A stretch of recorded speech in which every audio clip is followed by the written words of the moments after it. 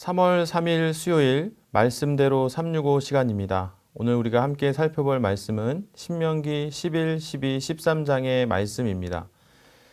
신명기 11장에서는 이스라엘 백성이 가나안 땅에 들어가서 선택해야 될 생명의 길과 사망의 길에 대해서 설명해 주고 있습니다.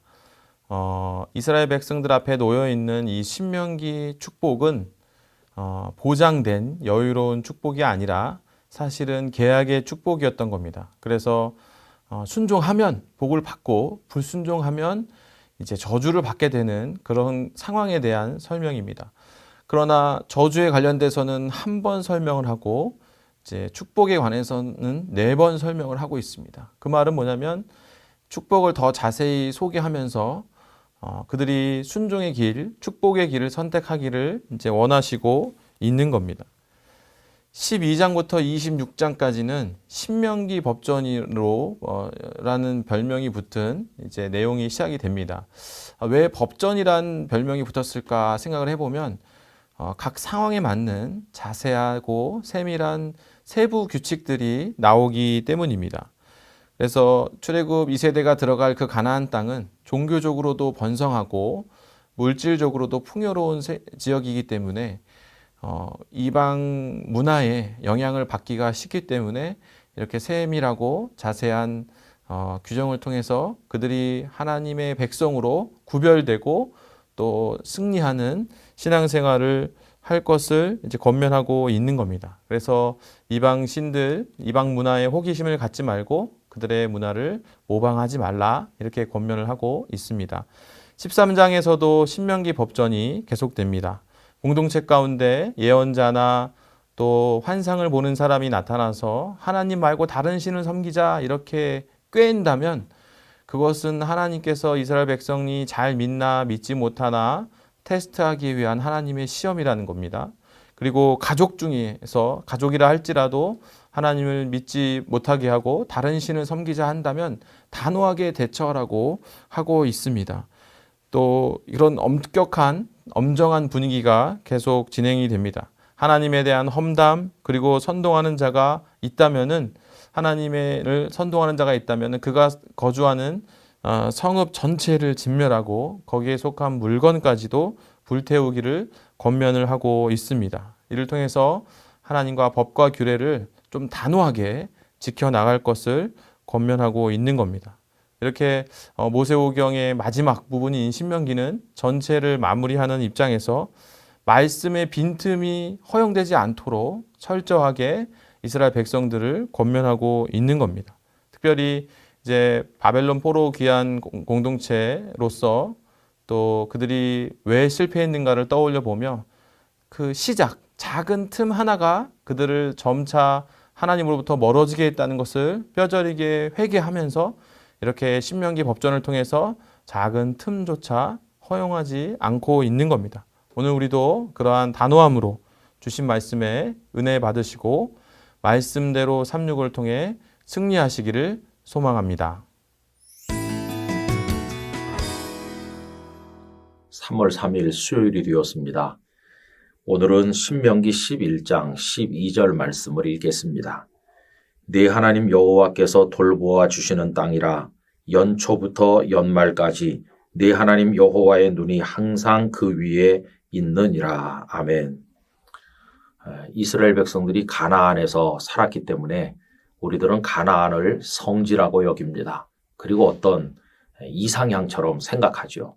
그래서 성도들이 많이 쓰는 표현 가운데 우리도 가나안으로 갑시다 라든지 혹은 가나안을 우리에게 주옵소서 라든지 이런 기도 내지 표현을 사용할 때가 많이 있습니다. 그러나 여러분, 가나안이라고 하는 것은 어떤 환경에 의해서 정해지는 것도 아니고요. 어떤 특정 지역을 말하는 것도 아닙니다. 가나안이라는 것은 영적으로 생각해 보면 우리가 있는 모든 곳이 다 가나안이 될 수가 있는 거죠. 그런데 현재 우리가 살고 있는 곳은 가나안이 아닌 것처럼 생각하면서 어떤 특정한 곳을 가나안으로 여기는 건 현재 우리가 사는 곳은 좋은 곳이 아니다라는 부정적 생각이 그 밑에 있는 게 아니겠습니까? 여러분, 그렇지 않습니다. 어디에 살고 어떤 환경에 있든지 우리가 사는 모든 곳이 가나안이 될 수가 있는 겁니다. 자, 그러면 가나안 땅은 원래 어떤 곳이었을까요? 오늘 읽은 그 앞에 신명기 11장 10절 11절을 읽어드리겠습니다. 네가 들어가 차지하려 하는 땅은 네가 나온 애굽 땅과 같지 아니하니 거기에서는 너희가 파종한 후에 발로 물대기를 채소밭에 댄 것 같이 하였거니와 너희가 건너가서 차지할 땅은 산과 골짜기가 있어서 하늘에서 내리는 비를 흡수하는 땅이요 라고 말씀했습니다. 그래서 이 말씀을 읽으면 애굽 땅보다 훨씬 더 좋은 땅, 살기가 편한 땅이라고 말씀을 하는 것 같지요.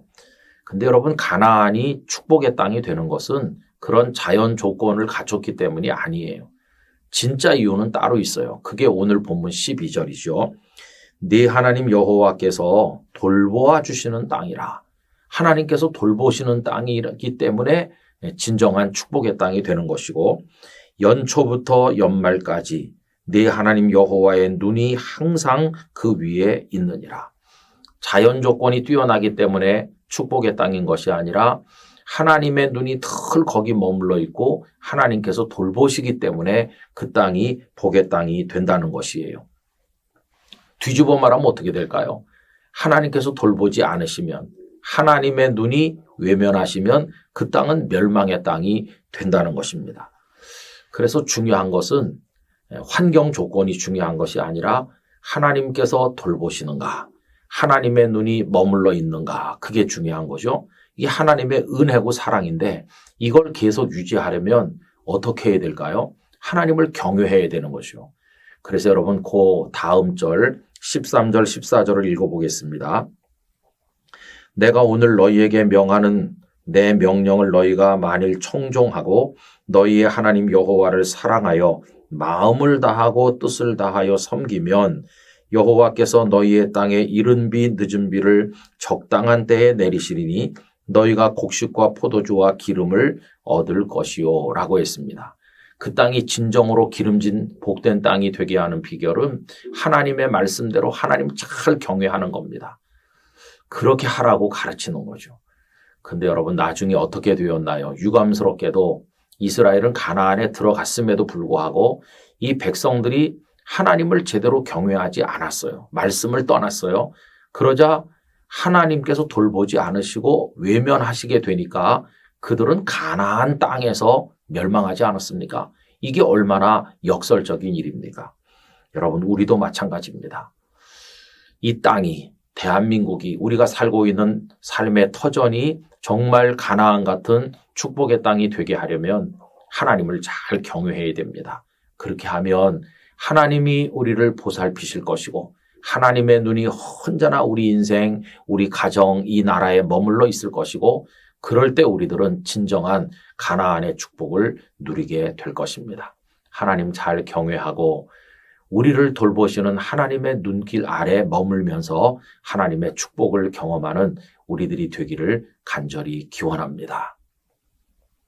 아버지 하나님, 어떤 환경, 어떤 조건에 있든지 여호와 하나님을 경외할 때 하나님께서 저희를 돌보시고 저희들에게 시선을 고정하여 사랑하시면 그것이 바로 축복의 땅이 되는 줄로 믿습니다. 하나님을 잘 경외함으로 이러한 하나님의 은혜를 얻게 해 주시옵소서. 예수님의 이름으로 기도드립니다. 아멘.